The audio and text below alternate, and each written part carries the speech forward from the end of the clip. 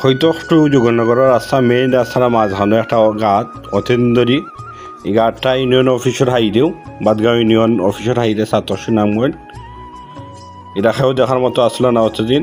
তো হাজি আফতামিমা হাজি সাবর বংশধর ফুলবাড়ি মণ্ডলপুর হেন বংশধর হলে হয়েছেন যা মাল সামানা লাগে আপনারা কাজ করো। তো স্বেচ্ছায় আমরা মণ্ডলপুরেও অনেক যুবক হল কাজ করা এই কাজও আমিও শরীর হইতে পারছি আলহামদুলিল্লাহ।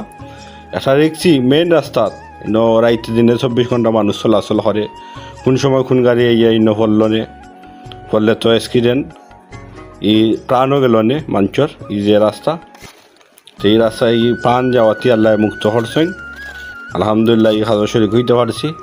তো বিশেষ করে আমরা সিলেটবাসী আমরা সরকারের উন্নয়নমূলক কাজ থেকে বঞ্চিত থাকি। যে কোনো সরকারও আক না খানে সরকারের তেমন বেশি আমরা সিলেট কাজ করায় না কি আমরা সিলেটের যারাও কেউ জোয়া নাই তেমন এমপি মন্ত্রীও হইলেও এরা সিলেটও বেশি কাজ করে না। তা আমরা প্রবাসী হলে তারা সবসময় আমরা দেশের আর্থিকভাবে রেমিটেন্স দেন দেশ যে কোনো উন্নয়নমূলক কাজে তারা ভূমিকা রাখেন, বড় ভূমিকা তারা ভূমিকা না ছাড়া আমরা অবশ্যই চলতে পারলাম না সিলেটবাসী।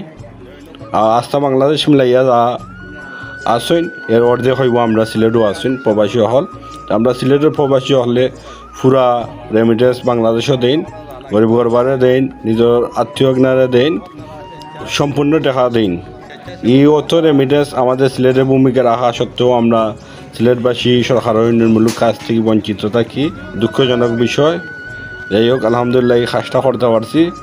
আপনারা একটু শেয়ার দিবা যারা অন্য অন্য এলাকাত এমলা বর্ত আছে কি সরকার বাই দিন আছে ইয়া আপনারা প্রত্যেকটা এলাকাত যুবক হলে নিজ উদ্যোগে কাজ করবা। ধন্যবাদ সবাইকে।